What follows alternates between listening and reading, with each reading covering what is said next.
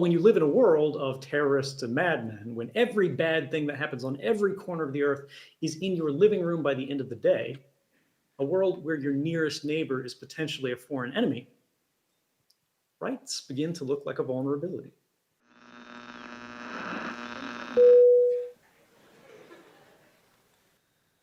We're going to be talking about surveillance in our lives. This means we're going to be talking about power. Whether we're talking about Facebook, determining what ads you see, or something rather more concrete, information today is a convenient means. It's a mechanism for attaining a certain power. And that power today is control. Surveillance technologies have outpaced democratic controls. A generation ago, surveillance was extremely expensive. There was a natural limitation imposed upon it. That is, the governments had to spend huge, extraordinary sums to track lone, isolated individuals. To know a particular person's location might involve many teams of officers, both in buildings and out on the streets, working in shifts. But today, that dynamic is reversed. One guy sitting in front of a monitor can track with precision an unimaginably large number of people. For the first time in human history, it's both technologically and financially feasible for governments to track and store nearly complete records of our private lives. Now, this is not science fiction. This is happening now. When we look at the construction of facilities such as this, the NSA's data center in Bluffdale, this was called by them the MDR, the Massive Data Repository. They called it that for a reason. This was not the targeted data repository. This was not something that was designed just to watch this person or that person. It's because they were ingesting everything, everywhere, and saving it in case it might be of interest later, in case something came up. Someone who previously there was no justification to watch, someone who had committed no crime, someone who was an ordinary person would have their life captured, crystallized, compressed, and stored perfectly, timelessly for 5 years or more, just in case they wanted to look at them. And this is what's happening today. Even in developed democracies, places that should know better, in the past few months, the United Kingdom passed the most extreme surveillance bill in the history of Western democracy, called the Investigatory Powers Bill.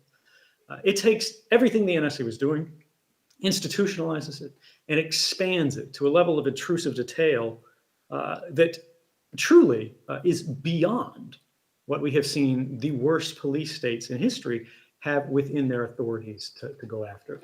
This is a law so authoritarian and so abusive that experts say it goes farther than laws like China and Russia, which I think we can all agree are no friend to civil liberties. In Russia last year, they passed what they called an anti-terrorism package, the Yarovaya Paket. Russians call it the Big Brother law. And if Russians are calling a surveillance law the Big Brother law, you know there's a problem. China is passing new intrusive surveillance bills that are modeled after the US's own bills very carefully so that the US cannot criticize them for using the same powers to abuse their citizens' rights. We are witnessing the construction of a world in which the most common political value is fear. Now, these problems don't only exist far away in other countries, and this is the central issue that we face in our modern times. Many argue that extraordinary powers, right, such as these, are necessary for protecting us or keeping us safe. They use reassuring political language. Perhaps this is true. But we should always be aware that we may not get to choose what it is that we're actually being protected from. Now, I would like to ask you about a particular story that's fairly well known here. This is written by a professor at Georgetown, Alvaro Bedoya, and he wrote about a famous case. Now, the FBI was investigating someone, a prominent religious leader, sort of cleric inside the United States. And the FBI said this guy was in contact with foreign radicals. He's possibly a threat. The Attorney General himself was briefed on the case, personally approved wiretaps, said, this is fine, this is what we should be doing, even though this was a US citizen, even though he was born here.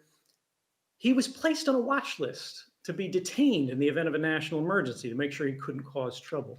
And of everybody the FBI was tracking at the time, the head of the FBI's domestic intelligence unit said he thought this guy was the most dangerous from the standpoint of national security. Do you recognize this case? That assessment that he was the greatest national security threat that we were facing, this was the person we needed to be protected from, was made 2 days after he gave the I Have a Dream speech. The programs that I revealed that everybody was saying was, oh my God, this is necessary, the defense of the country, everything's going to end if the secret gets out. The president himself, Barack Obama, appointed 2 independent investigative commissions in the wake of the revelations of 2013, who looked into these mass surveillance programs. They had complete access to classified information. They interviewed the CIA director, NSA director, FBI director, all these guys, and they could not find a single instance in more than 10 years of operation where this kind of mass surveillance had not only saved a life, right? It had never done that. They said it had never even made a, quote, concrete difference in the outcome of any counterterrorism investigation. Why are politicians justifying programs on the basis of saving lives, of countering terrorism, that for more than a decade have never shown any value for countering terrorism? They're not stupid, right? Governments aren't, they're many things, but they're not often incompetent across all levels, particularly at the working level, right? When you go high up as decision makers, you might get some questionable decisions. But the real answer is these programs were never about terrorism. They do have value. Mass surveillance has value, just not for saving lives. It is valuable for traditional espionage, diplomatic manipulation, economic espionage, and social influence, right? Controlling the narrative, shaping the way the world thinks about issues and understanding what everybody's thinking, who is connected to who. These programs are about power. Privacy versus security, and they say that's what this is about. This is not what that's about. They are not competing values. When privacy increases of a person, their security increases. If no one knows what you're up to, no one can take action against you. No one can basically make you vulnerable. When you're being watched and recorded everywhere you go, not only are you becoming less private, you are becoming less secure. What this is really about is about liberty versus surveillance, not versus security or anything else like that. Surveillance preys on vulnerability. Surveillance preys on the lack of privacy. The idea is, what is liberty? If you ask a bunch of different people in the room, they might have different ideas. But in a large way, liberty and what has made the American tradition so powerful and our projects so successful is the ability to act without permission. Liberty is freedom from permission. When the government is seeking to expand its own liberties at the expense of the public's, that should be something that alarms all of us. Does the NSA collect any type of data at all on millions or hundreds of millions of Americans? No, sir. It does not. Not wittingly. There are cases where they could inadvertently, perhaps, collect, but not wittingly. All right. It raises this central question, right? Of, okay, if we can't trust the statements of Congress that are made under oath, if we can't trust the courts to get to the truth of the matter, of the most extreme applications of national governmental force, who's really in charge of government? Are we, as we were intended to be, partner to government as citizens, or are we instead becoming once again something closer to subject to it? Thank you.